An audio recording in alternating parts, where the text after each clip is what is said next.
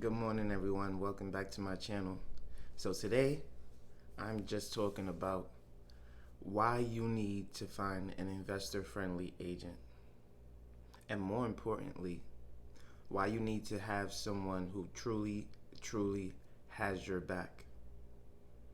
Now, when I do my content, I want you to look at it from both perspectives.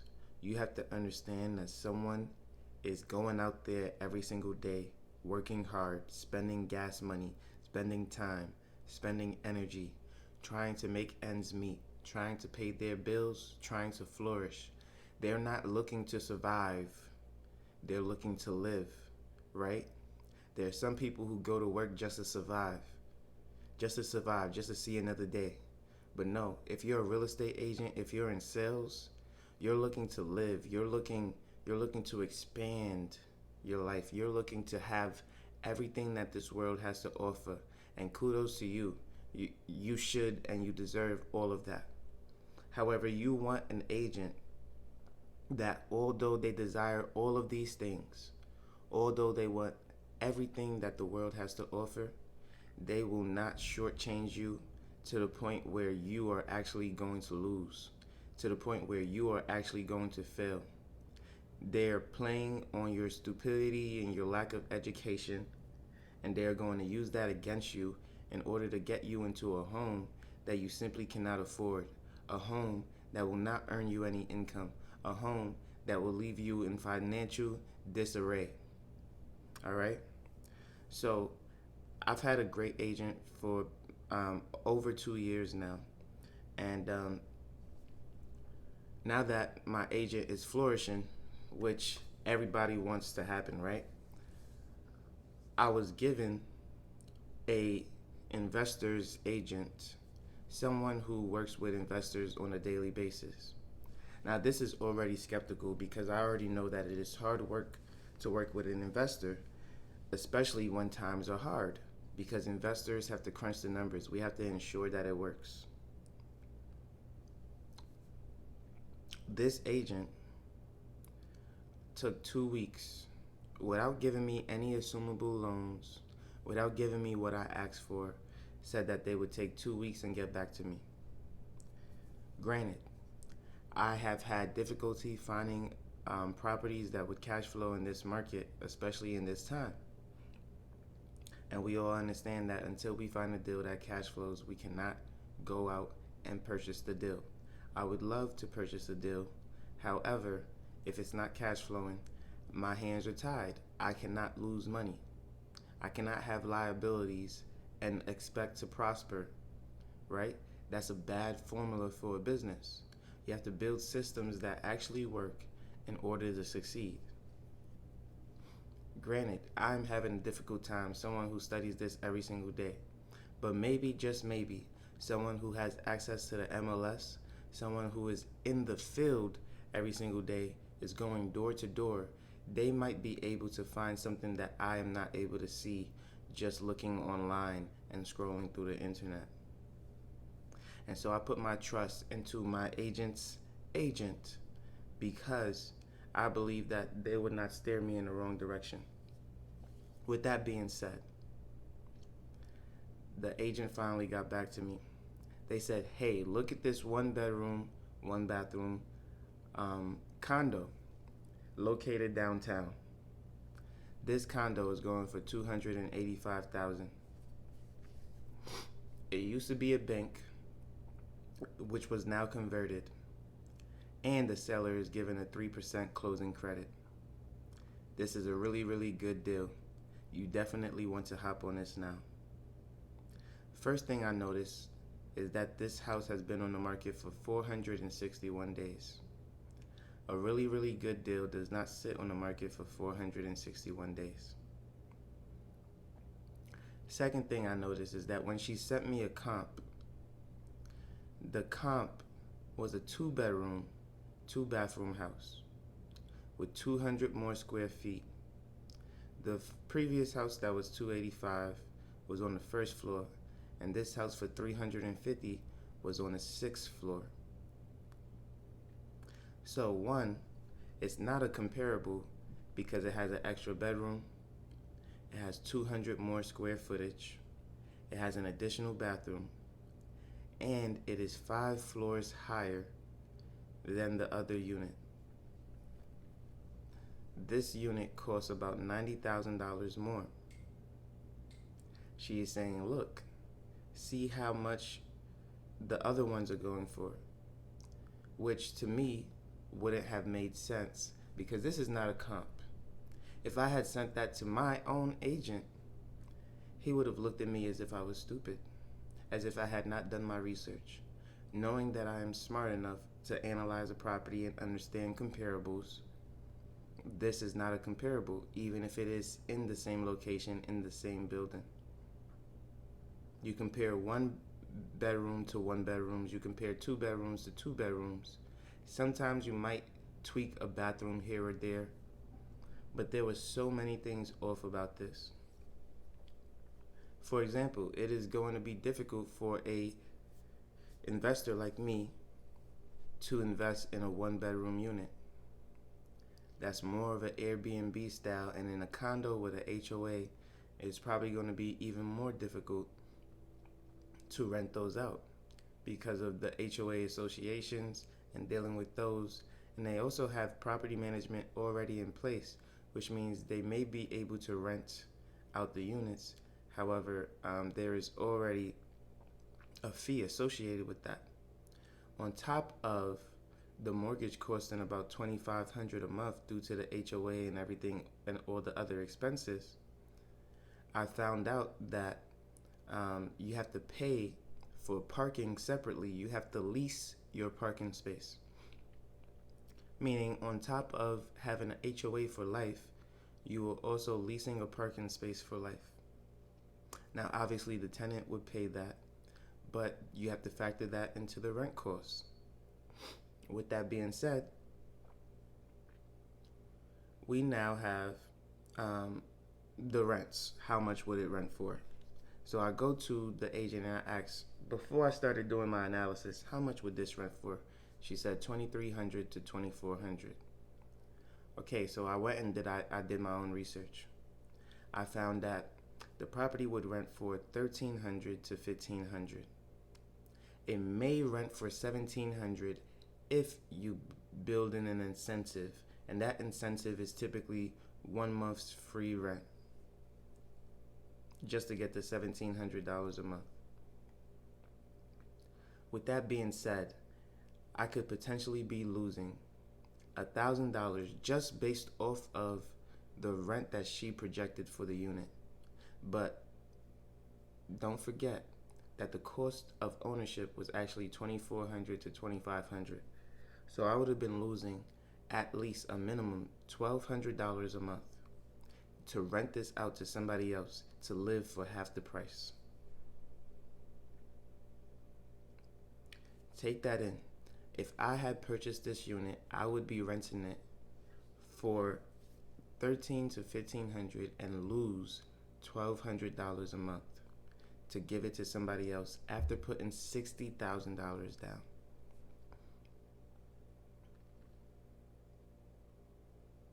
So imagine giving away $60,000 and then losing $1,200 a month. That was the deal that this investor's agent had proposed to me.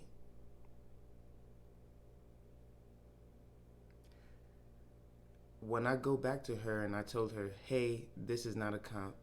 Hey, this is not the rents that you can actually get for the unit. She piggybacks and then states, okay, yes, the comparables are $1,200 to $1,500 a month for rent. However, if you hold on to this property for a 10-year span, the appreciation is going to be astronomical and you are going to be cash flowing like crazy once you pay down the mortgage. So, an investor's agent has just asked me to pay down a mortgage, losing $1,200 a month for 10 years before I can cash flow.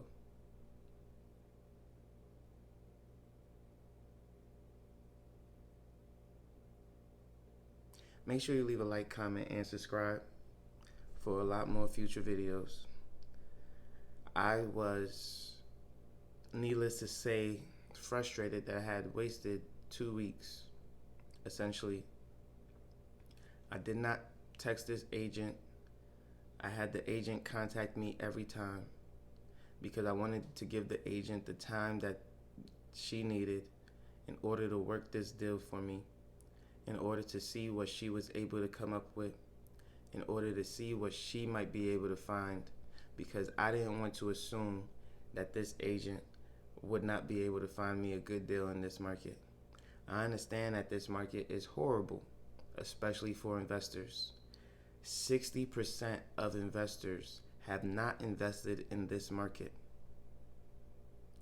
I am actively looking because I understand that although it is a horrible market, there is always going to be a deal. Now, I understand that I have limited myself by only focusing on Columbus, Ohio as a whole.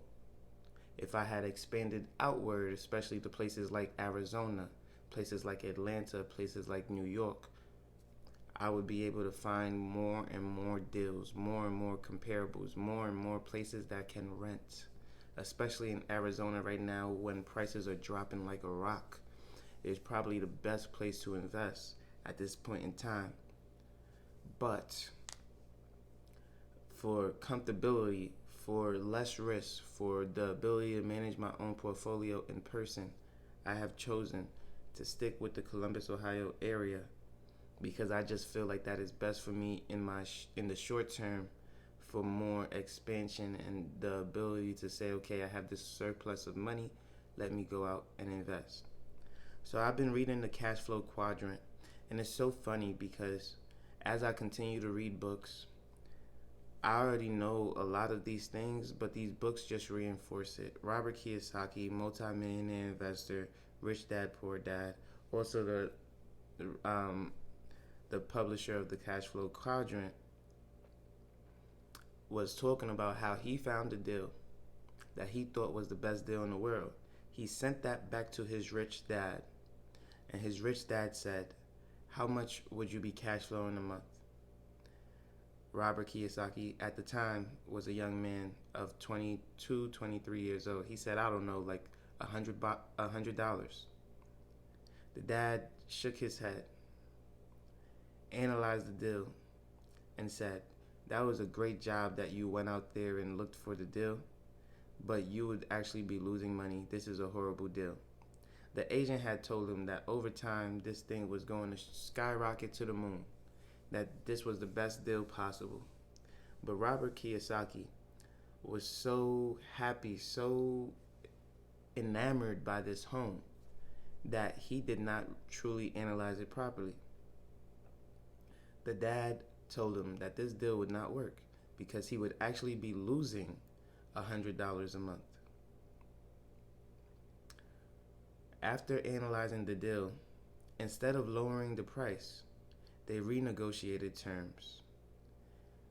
Robert was able to get some down payment assistance. He was able to get some cash back due at closing. He was able to work the interest rate in order to get the interest rate lower.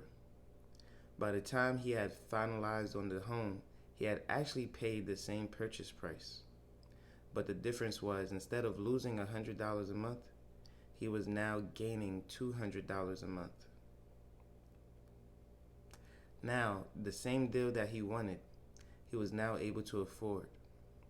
Let's say Robert had only made $1,000 a month from a W-2 job. If Robert, being so enamored with the home, had bought this asset at a loss because he did not know what rents were, because he did not project what the rents would be, because he did not understand that although the property is a nice property, the projected rents would not cover the cost of the mortgage, Robert would have been able to buy 4 of those homes before he wouldn't even have a place to call his own, because he would have been paying so much debts. He would have had so many liabilities because they cannot possibly be assets if he's losing money, that he would no longer be able to afford to buy another liability. It would have gotten to a point where he himself wouldn't be able to afford the same homes that he had purchased. But now that Robert has structured a deal to where he actually gains $200 a month, he is able to purchase homes infinitely for the rest of his life. He can buy that same house infinitely, more than 100+ times. But if he had bought it the way it was structured in the beginning, he wouldn't have even been able to buy that house 5 times. The banks wouldn't have allowed it. In my case, a $1,200 loss every single month would essentially bankrupt me had I bought this type of property 3 or 4 times. Because essentially, I would not have an infinite return. I would not be cash flowing. I would be holding a liability that would eventually bankrupt me, especially if I have turnover, especially if I have tenants destroying the properties, especially if I have to deal with the cost of repairs and everything else. And like I said before, the mortgage itself wasn't the entire problem. You have to lease your parking spot. The gym membership with the condo is also not free. It comes at an additional fee that is not included in the HOA. Then you have water, electricity, and gas. Some of that which is included in the HOA. But essentially the cost to live in this property would cost about $2,900 to $3,000 for a 1-bedroom, 1-bath unit. There are less than 10% of Ohioans that rent for that amount. And if they were to rent for that amount, it would not potentially be a 1-bedroom, 1-bath on the first floor of what used to be a bank. So with that being said, I was given the worst advice that I could have possibly been given. I was set up to fail. And instead of being upset, I must move with the understanding that sometimes this is not intentional. You want to give people the benefit of the doubt that they're not trying to bankrupt you. But at the same time, you must also understand that knowledge is power, and in order to be successful, you need to go to those with more knowledge than you. At this point in time, I have to look for a new agent because I cannot risk being bankrupt in any market. When investing, you do not go based off of your emotions. You go based off the numbers. You go based off the location. And you go based off of the demographic. Do not ever put your feelings into your investments, whether it be stocks or real estate, or you will surely lose. If you like this video, again, make sure you leave a like, comment, and subscribe. You know I post every single day at 8 a.m. daily on YouTube and Rumble, and I can't wait to see you in the next one. Peace.